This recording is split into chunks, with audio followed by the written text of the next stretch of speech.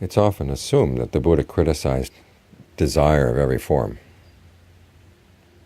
After all, he said the three kinds of craving were the cause of suffering.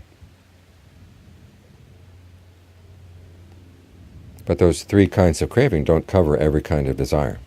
In fact, he says all phenomena, all experience comes from desire. That includes skillful and unskillful qualities in the mind.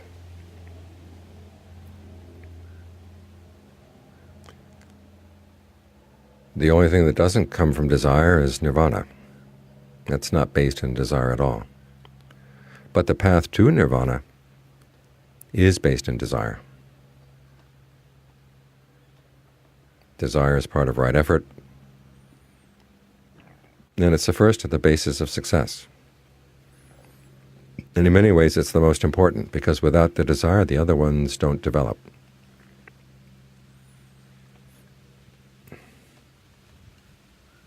A Brahmin once came to see Ananda and asked him, "This path that you teach, where does it lead?" And Ananda said, "It leads, in one sense, it leads to the end of desire." And the Brahmin asked him, "How do you get to the end of desire?" And Ananda listed the four bases of power, the four bases of success, starting with desire. And the Brahmin said, "Wait a minute. There's no way you can put an end to desire by using desire." And then they said, "Well, I'll give you an analogy. Before you came to this park, the park where Ananda was staying, didn't you have the desire to come here?" The Brahmin said, "Yes." "And while you were walking here, did you have the desire to keep walking?" "Yes." "Now that you're here, where is that desire?" "Well, it's gone. Because I'm here, I don't need to desire anymore."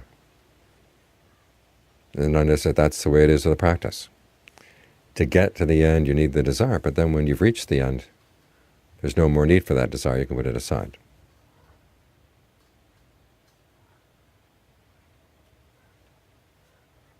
The problem with the desire, of course, is that sometimes it can get in the way. If you're focused too much on the causes, too much on the results, and not enough on the causes, that kind of desire can get in the way. It's like driving to a mountain on the horizon. If you focus on the mountain all the time, you're going to drive off the road. You never get to the mountain. You run into people, run into things.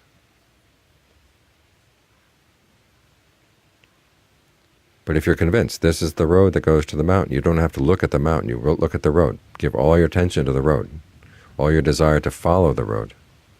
And that'll get you there. So as you're meditating, even though you may want to gain nirvana, you want to gain your jhana, that's why you're here. You don't deny that, but you don't focus on those things.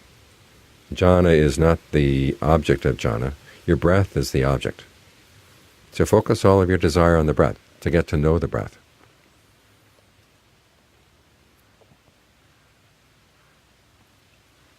And learn to convince yourself that this is something really important to do, something really interesting, something you want to do.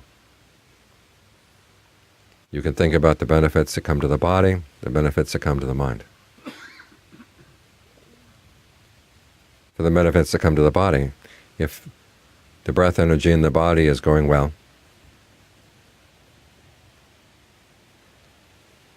then there are many diseases that can be cured simply by breathing properly. If they're not cured, they can be made lighter.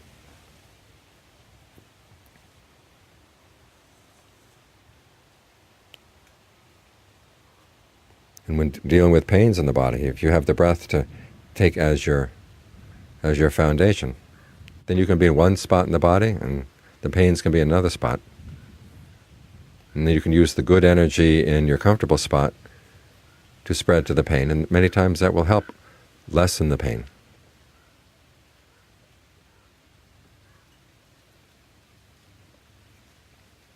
On days when you're tired, you can breathe in ways that give yourself more energy. On days when you're tense, you can breathe in ways that make you more relaxed. So the breath can do a lot of good things for the body. As for the mind, it can do even more good things.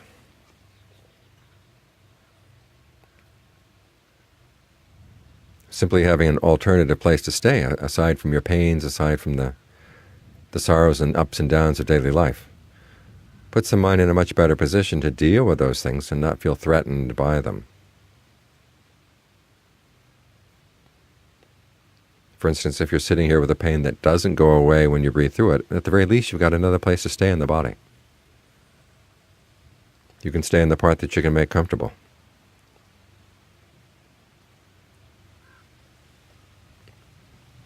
And then if you want to analyze the pain and understand it, you're coming from a position of strength.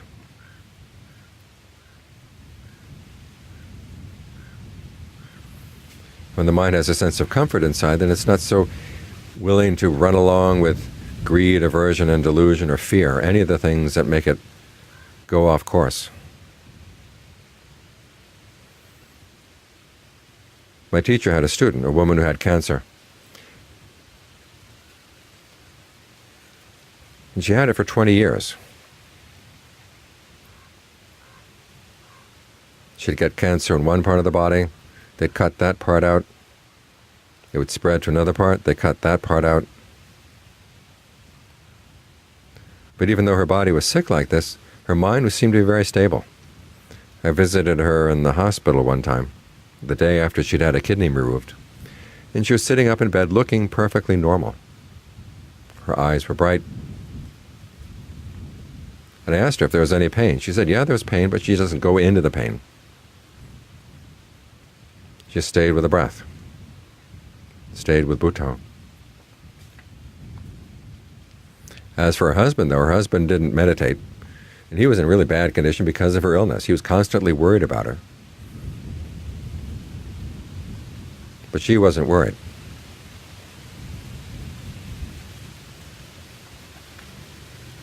So having the breath as a friend is going to be really good for the mind. Because what it does is gives you a comfortable place to stay, a solid place to stay. If you know how to work with it. And then when other things come up in the mind, you can realize that you're not hungry for them. All too often we're like a person standing by the side of the road, you're hot and tired. Someone comes along in a car, says, jump in, let's go. And you jump right in. And you don't ask, who are you, where are you going?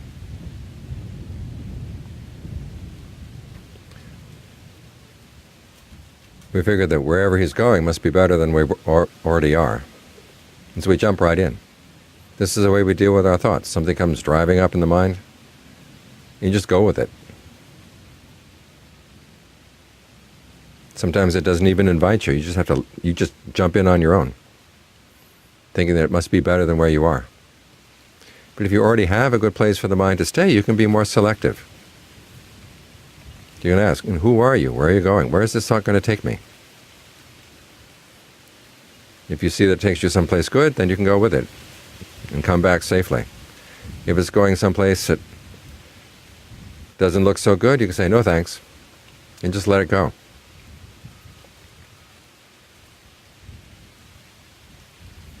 This way you can look into the intentions that arise in the mind and decide which ones are worth going with and which ones are not. This puts you more in control. Instead of your thoughts running your mind is in charge of your thoughts.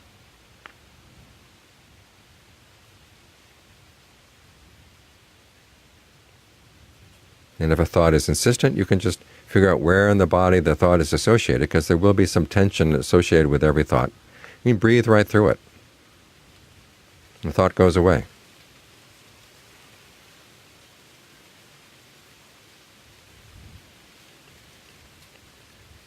So these are some of the benefits that come for the body, some of the benefits that come for the mind, when you stay with the breath. When you start studying the breath. So give all your attention to the breath. Realize that all the good things you want in your meditation are going to be found right here. Don't have one eye on the breath and another eye someplace else looking for what's going to happen down the line. When are the results going to come? When am I going to see this? When is jhana going to come? You don't need to think those thoughts. Just really get to like the breath. Become friends with the breath. Pay it some attention. In the same way you'd pay attention to a friend. If you're trying to make friends with a person, don't make it too obvious that you're using the person. You really want to have some compassion for the friend. Be empathetic with the friend. Be interested in the friend. And then the friend will be happy to help you.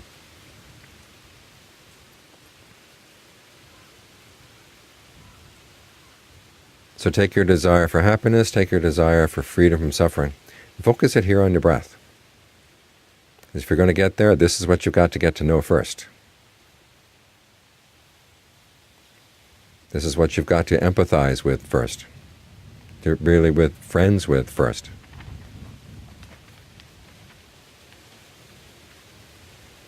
That this friend will take you where you want to go.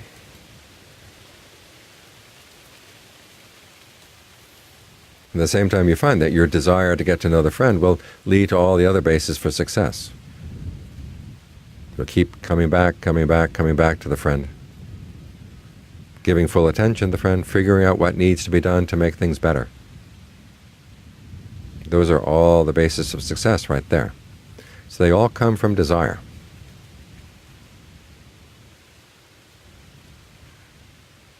The desire is the part that you have to provide. And that you have to focus in the right place. When you do that, the other qualities will develop in a natural way.